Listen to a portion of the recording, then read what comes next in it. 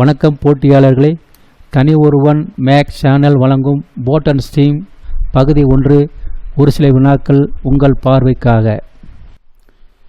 In 1 hour, a boat goes 11 km along the stream and 5 km against the stream. The speed of the boat in still water. ஒரு மணி நேரத்தில் ஒரு படகு நீரோடை செல்லும் பாதையிலும் மற்றும் 5 kilometre நீரோடை செல்லும் எதிர் திசையிலும் செல்கிறது எனில் அந்த படகின் சராசரி வேகம் என்ன ஒரு மணி நேரத்திற்கு? நீரோடை செல்லும் வழியாக 11 கிலோமீட்டர் டவுன் ஸ்ட்ரீம் ப்ளஸ் நீரோடைக்கு எதிர் திசையில் செல்லும் 5 kilometre 5 by up and down 2 மடங்கு ஒரு மணி நேரத்திற்கு 8 கிலோமீட்டர் வேகத்தில் செல்கிறது. A man rows downstream 32 km and 14 km upstream. If he takes 6 hours to cover each distance, then the velocity of the current. Downstream 32, upstream 14. அவன் ஒவ்வொரு டிஸ்டன்ஸையும் கடக்கும் பொழுது 6 மணி நேரம் எடுத்துக்கொள்கிறான். டவுன் ஸ்ட்ரீம் கீழ் நோக்கி, மேல் நோக்கி. கணக்கின்படி நீரோடையினுடைய ஆவரேஜ் ஸ்பீடு என்ன? இதை அடிக்க வேண்டிய அவசியமில்லை. காரணம் 6 என்பது பொதுவான நம்பர். நீரோடையின் வேகம் 32 - 14 18.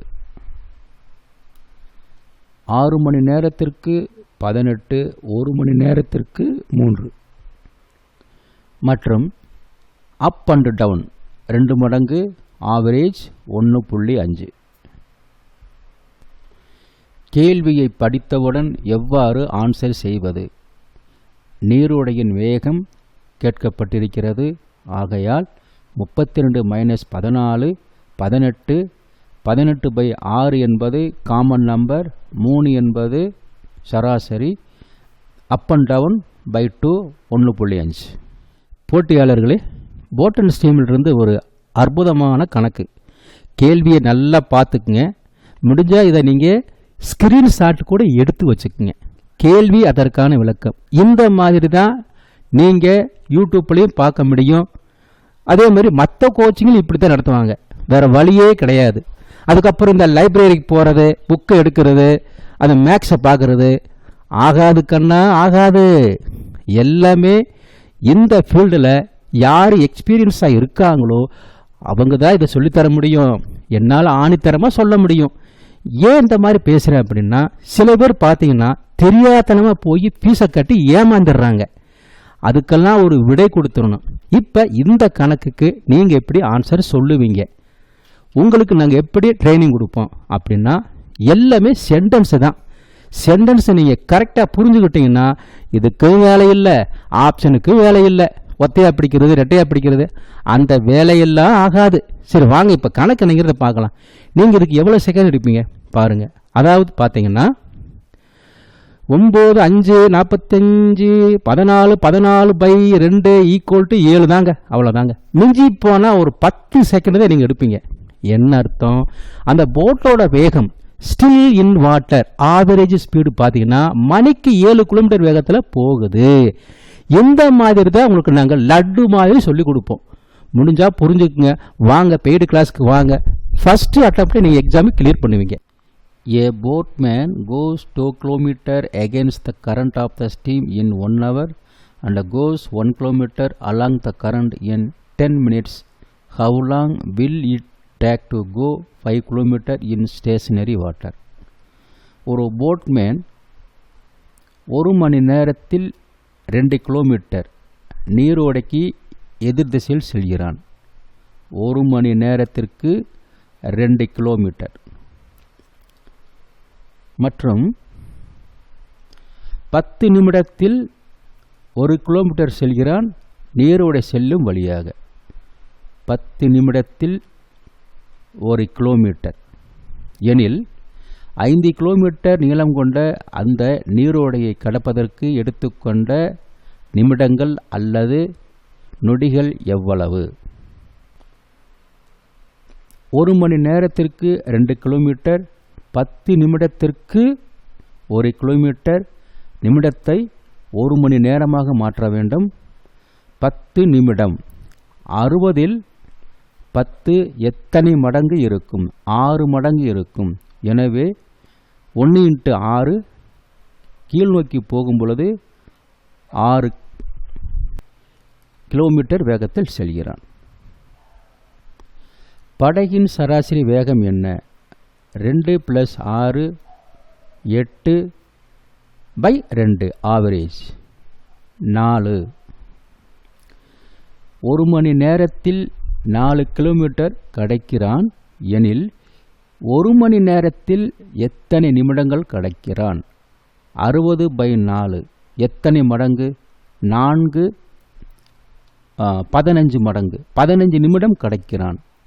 1 மணி நேரத்திற்கு 15 நிமிடங்கள் கணக்கின்படி 5 கிலோமீட்டர் 75 நிமிடத்தில் கடக்கிறான். A man can row upstream at 8 km/h and downstream at 13 km/h. The speed of the stream. ஒரு மனிதன் மேல் நோக்கி போகும் பொழுது 8 கிலோமீட்டர் மற்றும் கீழ் நோக்கி போகும் பொழுது 13 கிலோமீட்டர் எனில் நீரோடையினுடைய வேகம் என்ன? 13 - 8 5. ஆவரேஜ் வேகம் 2.5. நீரோடையினுடைய வேகம் மணிக்கு 2.5. போட்டியாளர்களே, போட் அண்ட் ஸ்ட்ரீமிலிருந்து ஒரு அருமையான கேள்வி உங்களுக்காக காத்துக்கிட்டு இருக்கு. கேள்வி, அதற்கான விளக்கம். முடிஞ்சா இதை ஸ்கிரீன்ஷாட் எடுத்து வச்சுக்குங்க. பார்த்தீங்களா, இது தேவையா நமக்கு? அவன் என்ன கேட்குறான்? ஃபைண்ட் அவுட் த டிஸ்டன்ஸ் கேட்குறான். டிஸ்டன்ஸ் எவ்வளவு? 90ன்னு கொடுத்துட்டான். நம்ம எந்த அளவுக்கு சுற்றி அடிக்க வேண்டிய அவசியமே இல்லை. ஜஸ்ட் பார்த்தீங்கன்னா உங்களுக்கு ஒரு 15 செகண்டில் நீங்கள் இதுக்கு ஆன்சர் சொல்லுவீங்க. எப்படி சார் சொல்ல முடியும் அப்படின்னா, ஸோ இவ்வளவு தான். அதுக்கப்புறம் என்னது? 3 மணி நேரம் அதிகமாக போகிறது அப்படின்னா 3 2ஆல் டிவைட் பண்ணுங்க. ஏன்னா அதிகமாக போகிறது. அதுக்கப்புறம் என்ன? டிஸ்டன்ஸ் பார்த்தீங்கன்னா 90 கிலோமீட்டர். எதோட டிஸ்டன்ஸு? அந்த ஸ்ட்ரீமோட டிஸ்டன்ஸு 90 கிலோமீட்டர். அவ்வளோதான். ஆன்சர் கண்டுபிடிச்சிட்டோம். இப்போ இதுக்கு நீங்கள் எவ்வளோ செகண்ட் எடுத்துருப்பீங்க?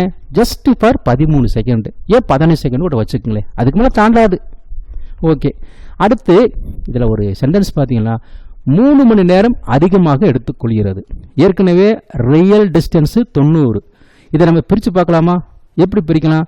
அதாவது மல்டிபிள் பண்ணுங்க. 15 × 6. இதை சுருக்குங்க. தெரியுதா? 2 மணி நேரம் 5 15. டிஸ்டன்ஸ் போடுங்க. 3 மணி நேரம் அதிகமாக ஆகிறது. டவுன் ஸ்ட்ரீமில் போச்சுன்னா 2 மணி நேரம் ஆகும். அப் ஸ்ட்ரீமில் போச்சுன்னா 3 மணி நேரம் ஆகும். ஆக டிஸ்டன்ஸ் போட்டோம்னா, அதாவது டிஃபரன்ஸ் போட்டோம்னா 3 மணி நேரம் அதிகமாக ஆகிறது. இப்போ புரியுதா? எல்லாமே ட்ரிக்ஸ் இருந்தால் தான் நீங்கள் எக்ஸாமு கிளியர் பண்ண முடியும். சரிங்களா? இதெல்லாம் லைப்ரரியிலும் கிடைக்காது, மற்ற கோச்சிங்லையும் கிடைக்காது. என்னால் ஆணித்தரமாக சொல்ல முடியும். இதை நீங்கள் ஃபாலோ பண்ணிக்கங்க. A man speed with the current 15 km/h. The speed of the current 2.5 km/h. The man speed against the current. ஒரு மனிதன் வேகம் நீரோடை செல்லும் வழியாக கீழ் நோக்கி 15 கிலோமீட்டர் வேகத்தில் செல்கிறான் மற்றும் நீரோடையினுடைய வேகம் 2.5 எனில் அந்த மனிதன் நீரோடைக்கு எதிர் திசையில் சென்றால் எத்தனை வேகத்தில் செல்கிறான்? கீழ் நோக்கி செல்லும் போது நீரோடை வேகம் ப்ளஸ் போட் 15 கிலோமீட்டர். கணக்கின்படி நீரோடையின் எதிர் திசையில் சென்றால் 15 கரண்ட் ப்ளஸ் போட். இப்போது எதிர் திசையில் செல்கிறான். 15 மைனஸ் 2.5. எதிர் திசையில் செல்லும் பொழுது நீரோடையின் வேகத்தை கழிக்கவும். 12.5 போட்டின் ஆவரேஜ் வேகம். இப்போது எதிர் திசையில் செல்லும் பொழுது மறுபடியும் 2.5 நீரோடையின் வேகத்தை கழித்தால் நமக்கு கிடைப்பது மேல்நோக்கி மணிக்கு 10 கிலோமீட்டர் வேகத்தில் செல்கிறான். The speed of a boat in still water 15 km and the rate of current is 3 km. The distance travel downstream in 12 minutes. ஒரு படகின் சராசரி வேகம் 15 கிலோமீட்டர், நீரோடையின் வேகம் 3 கிலோமீட்டர். கணக்கின்படி டவுன்ஸ்ட்ரீம் நீரோடை செல்லும் வழியாக 12 நிமிடத்தில் எத்தனை கிலோமீட்டர் கடக்கிறான்? போட்டின் வேகம் 15 கிலோமீட்டர், நீரோடையின் வேகம் 3 கிலோமீட்டர். டவுன்ஸ்ட்ரீம் கீழ் நோக்கி செல்லும் பொழுது 18 கிலோமீட்டர் வேகத்தில் செல்கிறது. இதை 12 நிமிடத்தில் எத்தனை கிலோமீட்டர் கடக்க முடியும்? 12 60 எத்தனை மடங்கு? 5 மடங்கு. டவுன்ஸ்ட்ரீமில் 3.6 கிலோமீட்டர் வேகத்தில் செல்கிறான் ஒரு மணி நேரத்திற்கு. A man takes twice as long to row a distance against the stream as to row the same distance in favor of the stream. The ratio of the speed of the boat and the stream. ஒரு மனிதன் 2 மடங்கு time எடுத்துக்கிறான் நீரோடைக்கு எதிர் திசையில் செல்லும் பொழுது, மற்றும் நீரோடைக்கு கீழ் செல்லும் பொழுது 1 மடங்கு டைம் எடுத்துக்கிறான். இந்த கேள்வியில் என்ன கேட்குறாங்க?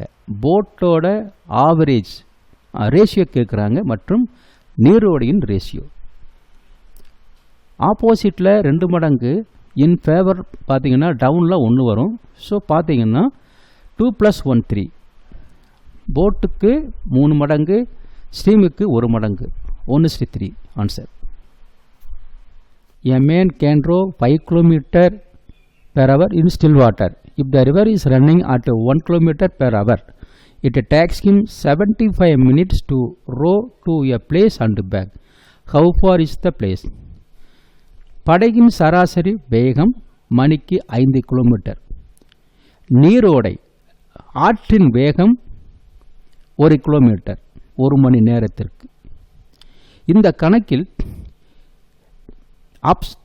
டவுன்ஸ்ட்ரீம் மற்றும் அப்ஸ்ட்ரீம் சென்று வர 75 நிமிடங்கள் ஆகிறது எனில் அந்த ஆற்றின் நீளம் என்ன? Downstream reverse plus boat 5 + 1 6. River 1 போட்டு 5, டோட்டலி 6 கிலோமீட்டர். அப்ஸ்ட்ரீம் 5 - 1 4.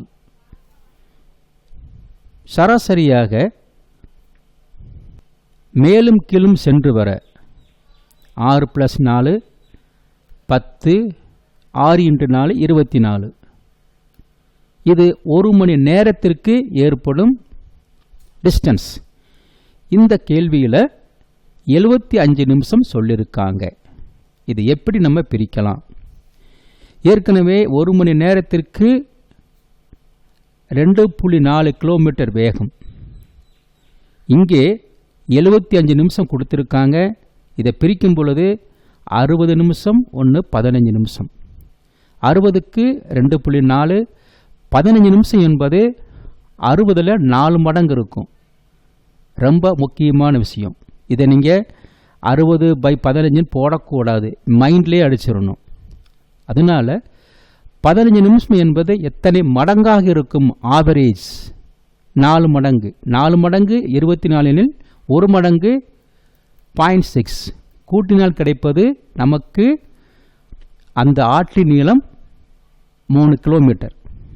போட்டியாளர்களே, இந்த கேள்வியை நல்லா பார்த்துக்குங்க. முடிஞ்சால் ஸ்கிரீன்ஷாட்டு எடுத்து வச்சுக்குங்க. கேள்வி அதற்கான விளக்கம். இந்த மாதிரி தான் நடத்துவாங்க மற்ற எல்லா கோச்சிங்லையும் நிச்சயமாக. ஓகே, அதுக்கப்புறம் என்ன ட்ரிக்ஸு பார்க்கலாமா? கரெக்டாக நீங்கள் ஒரு 13 செகண்ட் தான் எடுப்பீங்க இந்த கேள்விக்கு. எப்படி பாருங்கள், 36 - 24 12/2 = 6. அவ்வளோதாங்க. ஸ்பீட் ஆஃப் த ஸ்டீம் வந்து மணிக்கு 6 கிலோமீட்டர் வேகத்தில் போகுது. அவ்வளோதான். இதுக்கு நீங்கள் எத்தனை செகண்ட் எடுத்துருவீங்க? நீங்களே கொஞ்சம் கால்குலேஷன் போட்டு நீங்களே அனலைஸ் பண்ணி பாருங்கள், தெரியும். சரிங்களா? இந்த மாதிரி உங்களுக்கு நாங்கள் டீச்சிங் பண்ணணும்னா உடனே வாங்க பெய்டு கிளாஸுக்கு. நாங்கள் உங்களை வந்து வற்புறுத்த மாட்டோம். ஃபஸ்ட்டு வந்து ஒரு திறமையான ஆசிரியர் எந்த இடத்திலிருந்து கோச்சிங் கொடுத்தாலும் அந்த மாணவன் தேர்வில் வெற்றி பெறுவான். நேரடி பயிற்சிக்கு போனாதான் பாஸ் பண்ணுவாங்கிறது அதெல்லாம் மறந்துடுங்க. ஃபஸ்ட்டு வந்து அந்த ட்ரெயினருக்கு வந்து திறமை இருக்கணும். அந்த ஷார்ட்கட் ட்ரிக்ஸு நடத்தக்கூடிய திறமை இருக்கணும். அவர் எங்கேருந்து கோச்சிங் கொடுத்தா என்ன, குவாலிட்டி ஆஃப் த எஜுகேஷன் இருக்கணுங்க. புரிஞ்சுக்கிட்டா சரி. ஓகேவா? வாங்க அடுத்த கணக்கு என்னங்கிறத பார்க்க. போட்டியாளர்களை இந்த கேள்வி பாருங்க, போட்டட் சீமில் இருந்து அருமையான கேள்வி. இதையும் நீங்கள் ஸ்கிரீன்ஷாட்டு எடுத்து வச்சுக்கோங்க, செக் பண்ணி பாருங்க. என்ன கேட்குறான் பாருங்க. Ratio of speed to that of current. போட்டோட வேகம் ரேஷியோவில், நீரோட வேகம் இல்லை ரேஷியோவில். இது எப்படி போடலாம் அப்படின்னா, இதுக்கெல்லாம் வேலையே இல்லை. அதுக்கப்புறம் ஆப்ஷன் எடுக்கிறது, ஒத்தையா பிடிக்கிறது, ரெட்டையா, ஆகாது ராசா, ஆகாது. இப்போ நான் சொல்கிறேன் பார்த்துக்குங்க. 25. ஓகேவா? 25 அடுத்து என்னவா இருக்கும்? 5 இருக்கும். அவ்வளோதாங்க. லட்டு மாதிரி கணக்கு. இப்போ அடிச்சு பாருங்க. அடிக்க தெரியுமில்ல? அடிச்சலாமா? பாருங்க. அடிச்சா 5:1 தான் ஆன்சர். ஓகே, ஆன்சர் முடிஞ்சு போச்சு. அதுக்கப்புறம் இந்த 3/4 ஆஃப் எ கிலோமீட்டர், இதுக்கெல்லாம் வேலையே கிடையாது ராசா. இதெல்லாம் வேலையே கிடையாது. நான் நிரூபிக்க முடியும். 3/4 ஆஃப் த கிலோமீட்டர், இதுக்கெல்லாம் வேலை கிடையாது. உள்ள வாங்க, நான் சொல்கிறேன். கரெக்டாக நிரூபிக்க முடியும். சரிங்களா? இதுக்கெல்லாம் நீங்கள் முடிஞ்சால் நீங்கள் ஒரு 10 செகண்ட் தான் நீங்கள் எடுப்பீங்க. போட்டியாளர்களே இந்த கேள்வியை பாருங்கள். நான் கொண்டு வர்ற எல்லா கேள்வியும் ஹை லெவல் மேக்ஸ் தான் ராஜா. புரிஞ்சுக்க. கேள்வி அதற்கான எக்ஸ்பிளனேஷன் இந்த மாதிரி தான் நீங்கள் பார்த்துருப்பீங்க. நல்லா புரிஞ்சுக்குங்க. எக்ஸு ஒய்யு இதான் திருப்பி அதை தான் சொல்லுவேன். புரிஞ்சவங்க புரிஞ்சுக்குங்க. ஓகே, இதுக்கு நீங்கள் எத்தனை செகண்ட் எடுப்பீங்க ஆன்சர் சொல்கிறதுக்கு? பாருங்கள், இவ்வளவுதாங்க. என்ன அர்த்தம் அப்படின்னா, ஸ்பீட் ஆஃப் த ஸ்ட்ரீம் பார்த்தீங்கன்னா மணிக்கு 2 கிலோமீட்டர் வேகத்தில் போகும். அவ்வளவுதாங்க. லட்டு மாதிரி கணக்கு. ஸோ அவ்வளவுதான். 5 ஏன் வந்துச்சு? 48 எப்படி வந்துச்சு? வாங்க, நான் சொல்லித்தர்றேன். பெய்டு கிளாஸ்க்கு வாங்க. சும்மா அப்படியே பார்த்தீங்கன்னா ஒரு 13 செகண்ட் தான் நீங்கள் எடுப்பீங்க. எல்லாமே அதிரடி கிளாஸ் தான். ஓகேவா? வாங்க அடுத்து என்னங்கிற. போட்டியாளர்களே, போட் அண்ட் ஸ்ட்ரீமில் இருந்து அடுத்த கணக்கு உங்களுக்காக காத்துக்கிட்டு இருக்கு. நீங்கள் இந்த போட் அண்ட் ஸ்ட்ரீமில் சின்ன கணக்காக பார்த்துக்கிட்டு வந்திருப்பீங்க. ஸோ இந்த மாதிரி கணக்கை நீங்கள் பார்ப்பதற்கு வாய்ப்புகள் மிக குறைவு, குறைவு. ஓகே, கேள்வி அதற்கான எக்ஸ்பிளனேஷன். இதுக்கெல்லாம் வேலை இல்லை. நீங்கள் இந்த மாதிரி தான் பார்த்துருப்பீங்க. சரிங்களா? ஓகே, இதுக்கு நீங்கள் எவ்வளவு செகண்ட் எடுப்பீங்க? ஒன்றுமே கிடையாது. ஜஸ்ட் சென்டென்ஸை நல்லா வாட்ச் பண்ணுங்க. இந்த இடம் தாங்க நம்மளுக்கு லட்டு மாதிரி சென்டென்ஸு. என்னது? லட்டு மாதிரி சென்டென்ஸு.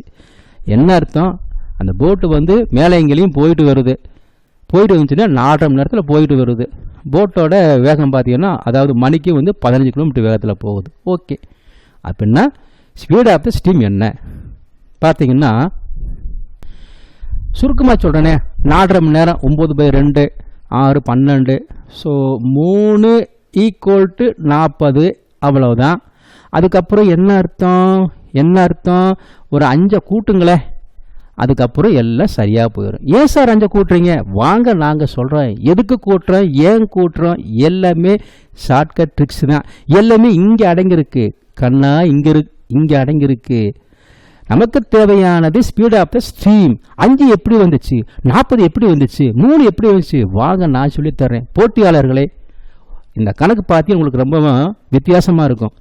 சரிங்களா? நான் சொல்லக்கூடிய ஒவ்வொரு வார்த்தையும் கரெக்டாக இருக்கும். எக்ஸாம் ஹாலில் யாருமே ஈஸியான கணக்கெல்லாம் கேட்க மாட்டாங்க. நீங்கள் யூடியூப்பில் பார்க்கக்கூடிய எல்லா கணக்கும் பேசிக் கணக்கு தான். ஹை லெவல் மேக்ஸ் யாருமே ட்ரிக்ஸு சொல்லித்தர மாட்டாங்க. இந்தியாவில் நீங்கள் எந்த மூளைக்கு போனாலும், சந்து பொந்து இண்டு இடுக்கு எங்கே போனாலும் சொல்லித்தர மாட்டாங்க. நான் இந்த அளவு கத்தனைங்கிற அவசியம் இல்லை. தெளிவாக புரிஞ்சவங்க உடனே ஜாயின் பண்ணுங்க பெய்டு கிளாஸில். ஒவ்வொரு போட்டியாளரும் 3 தேர்வுக்கு மேல் வெற்றி பெறுவது உறுதி. நிச்சயமாக 99% நான் கேரண்டி கொடுக்க முடியும். சரிங்களா? இதற்கான ஆன்சர் பார்த்தீங்க அப்படின்னா ஸ்பீட் ஆஃப் த ஸ்ட்ரீம் பார்த்தீங்கன்னா 5 கிலோமீட்டர்.